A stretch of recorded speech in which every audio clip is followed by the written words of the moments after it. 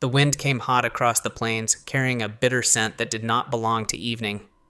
Ethan Cole felt it before he saw anything, and his body stiffened in the saddle as if memory itself had reached out and grabbed him. He was 38, built solid through the shoulders but worn lean by years of hard miles, with a rough beard lining a jaw that rarely softened and green-gray eyes that had learned to measure danger before hope. A faint scar under his cheekbone marked a younger man's mistake, back when he still believed trouble announced itself honestly. It didn't. Not anymore. Scout, his 6-year-old roan gelding, slowed without command, ears forward, breath steady but alert. The horse had carried Ethan through storms and silence alike, and now he sensed what Ethan refused to name. Smoke. Not the kind that warmed a home, the kind that erased one. Ethan urged the horse up the final ridge, each step heavier than the last. He told himself it could be brush, a neighbor burning fields, anything but what that smell suggested. But the lie felt thin even as he formed it. When the land opened beneath him, the truth arrived without mercy. The ranch was gone, the house, reduced to blackened bones, the barn, collapsed inward, still whispering smoke, the fence, torn and twisted as if it had tried to hold something back and failed. The place where laughter once lived now stood hollow, like a story cut short mid-sentence. Ethan didn't move. His thoughts didn't race. They stalled, caught somewhere between disbelief and something colder. This isn't real. That was all he had at first. Not grief, not anger, just refusal. He stepped down slowly, boots pressing into ash-dusted ground, every movement feeling borrowed, distant. Then, movement. At the far edge of the land, 3 figures walked the dirt path east, one taller, steady but slowed. 2 smaller, close, almost clinging. Ethan's breath caught hard. As they came into clearer view, the shapes became faces he knew better than his own. Sarah, his wife, tall and lean, sun-worn skin, long chestnut hair tied back even now, her posture straight not from ease, but from a lifetime of enduring without breaking. She had buried her parents young and built herself from what remained, becoming the kind of woman who did not wait for rescue. Beside her walked Caleb, 10, thin and watchful, already carrying more silence than a boy should, his eyes lowered but alert. Behind them, little Lily, 6, soft-faced with tangled curls, clutched a soot-stained doll to her chest as if it were the last piece of a world that had made sense that morning. Alive. The word struck Ethan harder than the fire ever could. Relief came, but it wasn't gentle. It tore through him, leaving something sharper behind. His gaze lifted slowly from his family to the ruins, jaw tightening, breath steadying into something colder, clearer. This wasn't accident.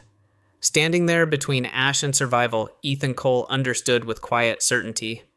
Someone had meant for this to happen. Ethan did not run to them.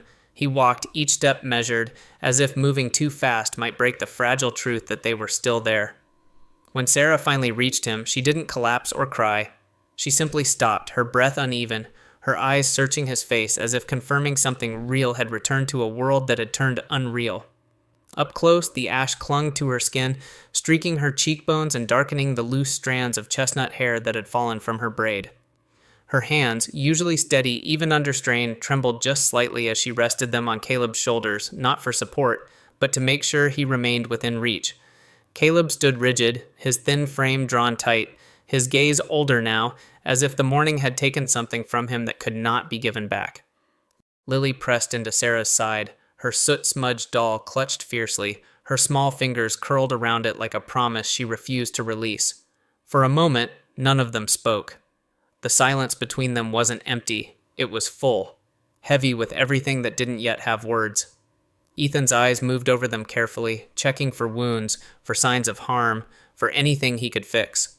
Finding none did not bring comfort. It only sharpened the question forming inside him. Sarah spoke first. Her voice was low, unsteady at the edges, but held together by something stronger than fear. They came just after sunrise. She swallowed once, her jaw tightening before she continued. 5 of them. Clean clothes, proper saddles, not drifters.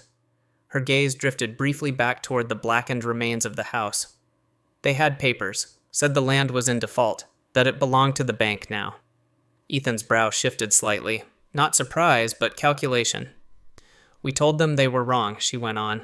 I showed them the receipts, every payment. They didn't even look. A pause, thin but sharp. One of them smiled. The way she said it carried more weight than the fire itself. Ethan felt something cold settle deeper in his chest. They weren't there to argue, Sarah said quietly. They were there to make sure we left.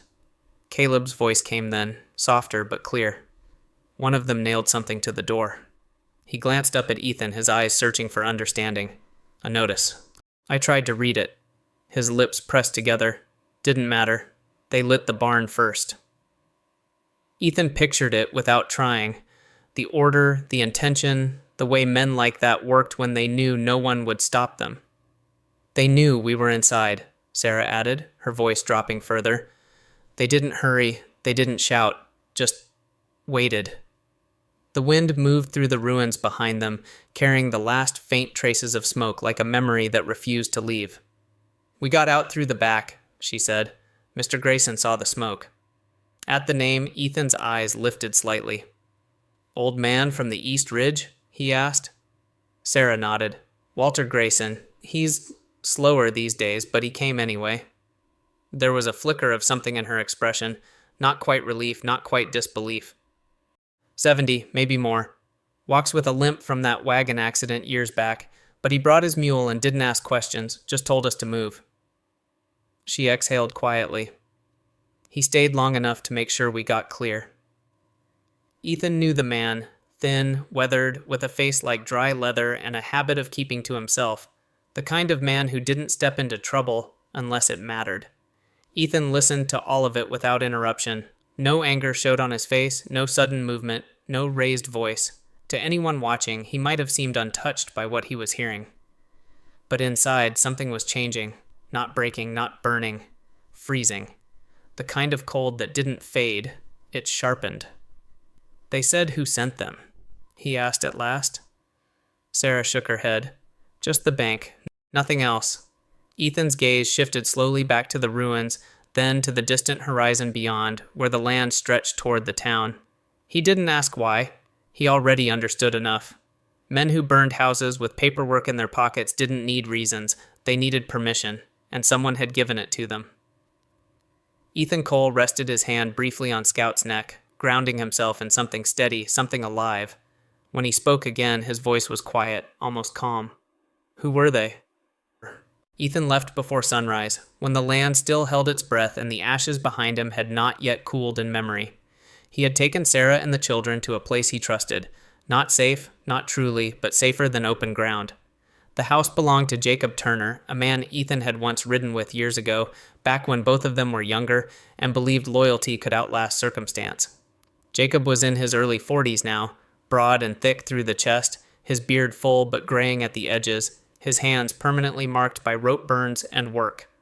A quiet man by nature, but not indifferent. He had buried a brother during a cattle dispute that turned violent, and since then he had learned to choose his battles carefully but never ignore them. He asked no questions when Ethan arrived with his family. He simply nodded, opened his door, and made space. Sarah had not argued when Ethan said he would go alone. She only held his gaze a second longer than usual, her steady eyes searching for something she already knew she would not find. Certainty. Caleb stood behind her, silent but watchful, while Lily clung to her doll and leaned against the doorframe, too tired to ask the questions that would come later. Ethan carried their silence with him as he rode.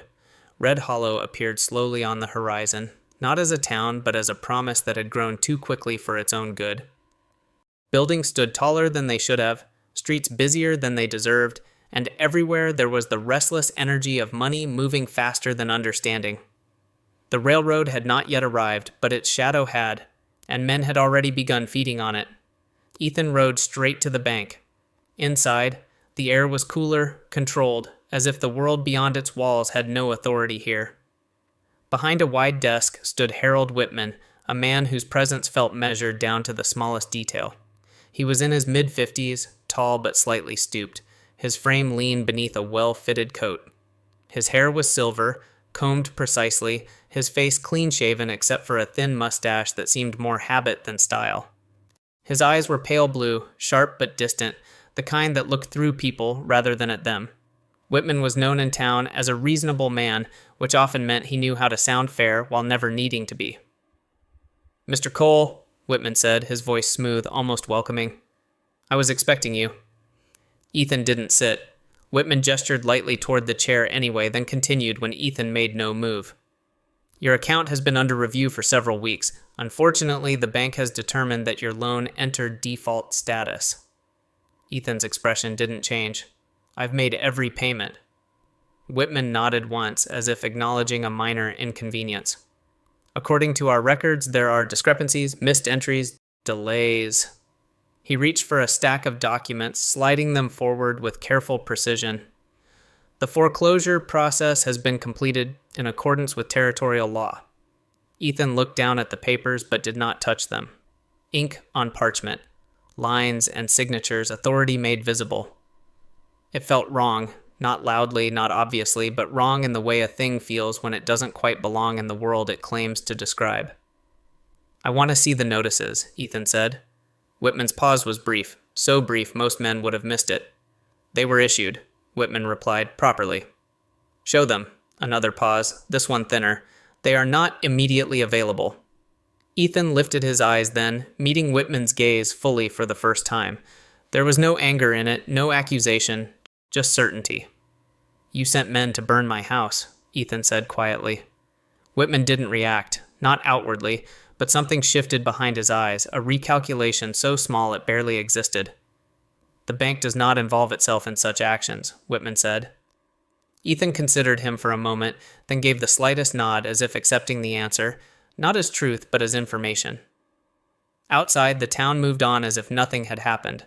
Wagons passed, voices carried, life continued unaware or unwilling to see. Ethan looked once more at the papers on the desk and understood something simple and dangerous. In this place, truth wasn't decided by what happened. It was decided by what could be written down. He turned and walked out without another word. Behind him, Harold Whitman remained still, his hands resting lightly on the desk, his expression unchanged. But the balance between them had shifted. Ethan Cole stepped back into the sunlit dust of Red Hollow, knowing one thing with absolute clarity. The fight ahead would not be against men alone, but against the words that protected them. Ethan did not leave Red Hollow. He turned instead toward the one place where lies tried hardest to look like truth, the land office. The building stood older than the bank, its wood faded and its windows dusty, as if time itself had grown tired of watching what passed through it. Inside, the air carried the dry scent of paper and ink, a quieter kind of smoke that lingered long after damage had been done. Behind a cluttered desk sat Daniel Brooks, a man nearing 50 with thinning brown hair combed carefully over a widening scalp and a face lined not by age alone but by years of choosing not to see too much. His frame was narrow, his shoulders slightly hunched, as if the weight of files and quiet compromises had slowly bent him inward. He wore round spectacles that he adjusted often, not because they slipped, but because it gave him time to think before answering. Daniel had once been idealistic, or so the town said, until a dispute years ago. One that cost a farmer his land and Daniel his certainty, taught him that truth, when inconvenient, was often filed away rather than faced. When Ethan stepped in, Daniel barely looked up at first.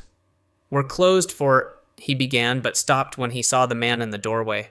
There was something in Ethan's stillness that didn't belong to routine interruption. "I need to see the filings," Ethan said, his voice even, leaving no space for dismissal. Daniel hesitated, fingers resting on the edge of a ledger. "If this is about a foreclosure, those matters are handled through the bank." "It is," Ethan replied, stepping closer, "and it's also handled here." The words settled between them, not loud, but firm enough to hold. Something in Daniel shifted. Not conviction, not yet, but curiosity sharpened by unease. He gestured slowly toward a set of shelves behind him. "Which property?" "Mine," Ethan said, "and 10 others." Daniel frowned faintly, the lines on his forehead deepening as he stood and moved toward the records. He pulled one file, then another, then a third. Names Ethan didn't know, but the locations were familiar. South Corridor, near the projected rail line. They sat across from each other, papers spread between them like pieces of a puzzle neither man had planned to solve that day. At first it was small things, dates that didn't quite align, signatures that appeared repeated. Daniel leaned closer, adjusting his glasses, his breathing slowing as his attention sharpened. "This notice," he murmured, tapping one page. "It's dated 3 days before the default." Ethan said nothing. Daniel reached for another file, then another. The pattern didn't emerge all at once. It revealed itself the way cracks form in glass, subtle at first, then impossible to ignore. Notices issued after payments had been recorded, payment entries missing entirely from official logs, though referenced elsewhere. Documents stamped with authority but built on something hollow. Daniel sat back slowly, the color draining slightly from his face. "This..." He stopped, the word unfinished, as if naming it would make it real in a way he could no longer avoid. Ethan watched him, not pushing, not interrupting. He didn't need to. Daniel had already crossed the line between not knowing and choosing what to do with it. "These properties," Daniel said quietly, flipping through another set of pages, "they're all within the same corridor." His finger traced an invisible map across the documents. "Land the railroads projected to pass through." Ethan's jaw tightened just enough to show value. That was the word Daniel didn't say, but both of them understood. Not land as home. Land as profit. Daniel removed his glasses, rubbing the bridge of his nose, a habit born from years of decisions he preferred not to make. "If this is what it looks like," he began, then stopped again. This time the silence wasn't hesitation, it was realization. Ethan leaned forward slightly. "It is." Daniel looked at him, really looked this time, seeing not just a man, but the consequence of what had been allowed to happen unchecked.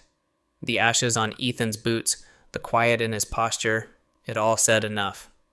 "They're not foreclosing," Daniel said slowly. "They're taking." The word landed heavier than any accusation. Outside, the town moved as it always had, unaware of the fracture forming beneath it. Inside, something had shifted, small but irreversible. Ethan gathered the papers into a single stack, not as proof yet, but as direction. "My house wasn't burned over a debt," he said, his voice low and certain. Daniel didn't answer. He didn't need to, because the truth, once seen, did not require agreement to exist. Ethan stood, the weight of it settling into something clear and unyielding. He turned toward the door, the noise of the street beginning to bleed back into the quiet of the room. Behind him, Daniel Brooks remained seated, staring at the scattered records, a man who had spent years looking away, now forced to see. And Ethan Cole stepped out into the light, knowing one thing beyond doubt. His home had not been taken because he owed anything. It had been taken because it was worth something. The men came back before the town had time to pretend nothing was wrong. They rode hard down the main street, not hiding, not rushing.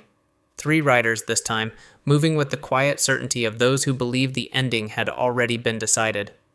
At their front was Marcus Hale, a man in his early 40s with a thick, squared jaw and a beard trimmed close to the skin, more out of discipline than vanity. His shoulders were heavy, his posture straight, and his eyes carried the kind of flat calm that came from years of doing difficult things without asking whether they should be done at all. It was said he had once been a soldier, though no one could name the war, only that something in it had taken whatever hesitation he once possessed. They did not go to the bank, they went to the land office. Inside, Daniel Brooks was still seated at his desk, though the papers before him were no longer scattered. They were stacked, ordered, as if he had made a decision sometime after Ethan left. His posture had changed too, less bent, not stronger exactly, but resolved in a way that did not require strength to hold. Ethan stood near the window, his presence quiet, his hands resting loosely at his sides. He had not drawn his gun. Not yet. The door opened without knocking. Marcus Hale stepped in first, his boots slow against the wooden floor, his gaze moving from Daniel to Ethan without surprise. Behind him, the 2 other men spread slightly, not drawing but positioning, the practiced geometry of men who understood how violence worked before it began. "You should have left town," Marcus said, his voice low, almost conversational. Ethan didn't answer. Marcus glanced at the desk, at the sealed envelope resting there, its edges crisp, its purpose obvious. His eyes lingered for half a second longer than necessary. "That goes out," Marcus said, nodding toward it. "Things get complicated." Daniel's hand moved, not toward the papers, but to steady them, as if anchoring something that might otherwise slip. He didn't look at Marcus. "It's already written." Marcus exhaled once, slow. Not frustration, calculation adjusting. One of the men to his right shifted slightly, his hand brushing near his holster. That was enough. Ethan moved, not fast, not dramatic, but precise. His hand came up, the Colt appearing as if it had always been there, aimed not wildly but with intention. One target, then another, then back again. His stance didn't threaten, it concluded. The room changed. The kind of silence that follows a decision settled over them. Marcus didn't reach for his weapon. He studied Ethan instead, really studied him now. The ash still faint on his boots, the stillness in his shoulders, the absence of anything left to lose. "You're not a farmer," Marcus said. Ethan's voice, when it came, was calm. "Not today." A flicker of something passed through Marcus's expression, not fear, not respect, but recognition. The understanding that the situation had moved beyond control into consequence. Ethan tilted his head slightly toward the envelope. "You're going to let that go." Marcus held his gaze for a long second. Behind him, his men remained still, caught between instruction and instinct. Then, slowly, Marcus nodded. "Write it," he said. Daniel didn't hesitate this time. His hand steadied, his pen moved, and the final line was sealed not with ink, but with choice. The writers left without another word. Outside, the town resumed its motion, unaware that something had shifted beneath its surface. But word traveled in ways paper could not contain. The investigation began. It did not come quickly. It did not come loudly. But it came. Months passed, and with them, the slow unraveling of what had been carefully constructed. The bank's records were examined, the land filings questioned, names surfaced, connections drawn, patterns made visible. Harold Whitman resigned before anyone asked him to. The institution that had stood at the center of it all folded quietly, as if it had never been built to withstand scrutiny, and the land, Ethan's land, was returned. When he rode back, the smoke was gone. The ground still carried the memory of fire, but it no longer defined it. Ethan rebuilt the fence first, post by post, in the same places they had stood before, his hands working not out of hope, but out of something steadier. Continuation. Sarah planted again near the house, her movements deliberate, her silence no longer heavy but rooted. Caleb worked beside Ethan without being asked, his quiet no longer uncertain but chosen. Lily kept the same soot-marked doll, though now she held it loosely, as if it no longer needed to carry everything. Life did not return as it had been. It moved forward as something else. One evening, as the sun dipped low and the land softened into shadow, Ethan stood at the edge of the property looking toward the horizon where the sky met the earth. There was nothing there now. No smoke, no riders, no sign of what had come before. But he remembered, and in that memory there was no anger left, only understanding. Some fires were meant to erase, and some men were simply not made to let that happen. At the edge of that quiet land where ashes once spoke louder than voices, the story does not end. It simply softens into something we recognize in our own lives. Sometimes, what is taken from us is not lost by accident, but by forces we cannot see, systems we do not understand, or moments that arrive without warning. And yet, what remains, our choices, our courage, the way we stand when everything else has fallen, those things are never written on paper, never owned by anyone else. They are ours, in the quiet spaces where no one is watching. Perhaps the story is not about winning or losing, but about refusing to disappear, about showing up even when it would be easier to walk away, about holding on to what matters, not because it is safe, but because it is true. If this story stayed with you, even just a little, share it with someone who might need it tonight. Leave a comment and tell me where you're watching from. I read every one, like small lights across a wide, dark map. And if you want more stories like this, you can subscribe and walk the next road with me. Wherever you are, may God watch over you, keep you steady in uncertain moments, and bring peace to your home in ways both seen and unseen.